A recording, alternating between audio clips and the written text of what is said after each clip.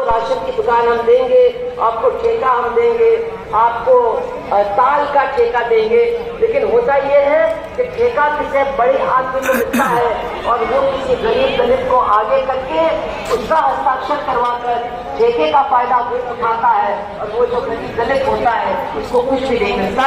इसलिए इस कानून को ठीक से लागू करने की मांग हम लोगों ने रखा है। नई शिक्षा नीति को वापस लें और सभी अनुसूचित जाति के लिए मुफ्त गुणवत्तापूर्ण शिक्षा की गारंटी दें। पर्याप्त छात्रवृत्तियों को आकाशीय भुगतान सुनिश्चित करें। आप लोग सब जानते हैं यहाँ पर बिहार, उत्तर प्रदेश, हरियाणा, मध्य प्रदेश के तमाम लोग यहाँ मौजूद हैं कि जहाँ जहाँ भाजपा का शासन है वहाँ बच्चों को जो छात्रवृत्ति मिलती थी, जो दलित बच्चों को, आदिवासी बच्चों को जो स्कॉलरशिप मिलती थी, वो बिल्कुल बंद हो गई है। बंद हो गई है कि नहीं हो गई है, जरा बता दो बाकी लोगों को, क्योंकि कुछ लोग जो दक्षिण भारत से आए हैं उनको ये बातें मालूम नहीं है। तो ये छात्रवृत्ति की जो नीति है इसको ठीक से लागू किया जाए और ये नई शिक्षा नीति को खत्म किया जाए, ये हमारी मांग है।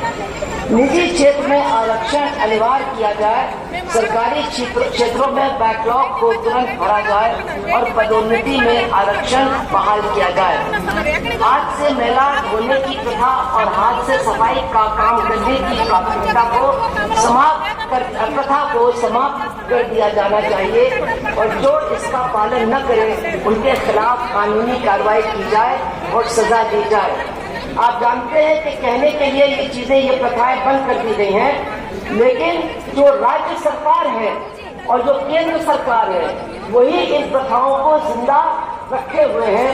इसलिए अपना वोट भी हमको बहुत सोच समझ करके ऐसे लोगों को नहीं देना चाहिए जो सर पर मैल ढोने की जो पद्धत है उसको खत्म करने के लिए कुछ भी नहीं कर रहे हैं।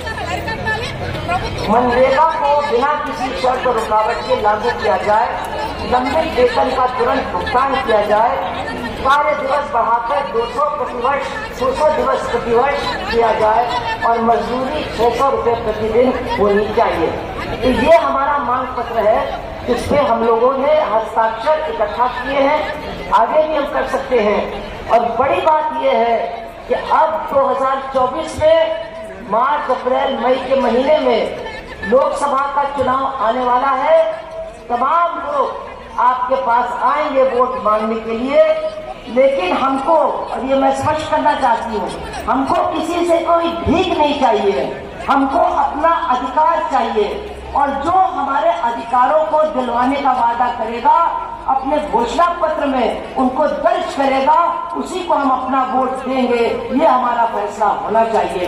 ये बात मैं इसलिए कह रही हूँ क्योंकि कल 5 विधानसभाओं के चुनाव के नतीजे आए हैं, एक का आज आएगा, 4 कल आ चुके हैं। और हमने देखा कि जो मनुवादी ताकतें हैं जिन्होंने पिछले 9 साल में दलित अधिकारों का हनन किया है, we have seen yesterday that those Manuvadi forces which have attacked Dalit rights so shamelessly in the last 9 years, very, very unfortunately, they have received a lot of votes from poor people also. उनको गरीबों का भी vote जैसे भी मिला हो, लेकिन मिला है और उनको मौका दिया गया है कि वो और शोषण करें और हमारे अधिकारों का हनन करें। तो हमको इसका अंत करना होगा। ये अंत तभी होगा, डॉक्टर अंबेडकर ने अपने संविधान में सबको एक वोट दिया है, उस वोट की कीमत हमको पहचाननी चाहिए और समझनी चाहिए।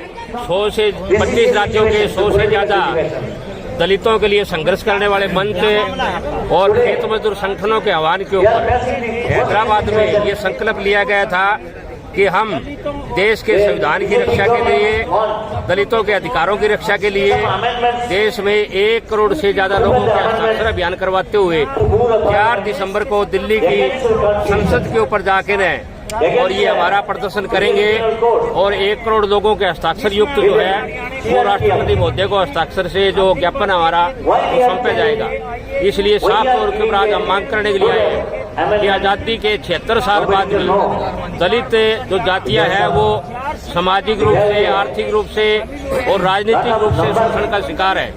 इसलिए उस संविधान में जो हमारे अधिकार है उन अधिकारों की रक्षा के लिए और उस प्रत्येक दलित परिवार को 5 एकड़ जमीन सुनिश्चित की जानी चाहिए। दलितों के ऊपर जो अत्याचार हो रहे हैं, हमले बढ़ रहे हैं, उन हमलों के ऊपर रोक लगाई जानी चाहिए और दलितों की सुरक्षा के लिए तमाम नियम कायदे कानून बढ़ाए जाने चाहिए और इस संविधान के तहत देश को चलाना चाहिए। इसलिए आज हम आरएसएस द्वारा संचालित भाजपा सरकार का मुकाबला करने के लिए, उसको ललकारने के लिए आज यहाँ दिल्ली के जंतर मंतर पे आए हैं और आज अपना ये मांग पत्र देंगे। क्या नाम है? राम कुमार बेहुपुरिया, राज्य संयोजक, दलित अधिकार मंच हरियाणा।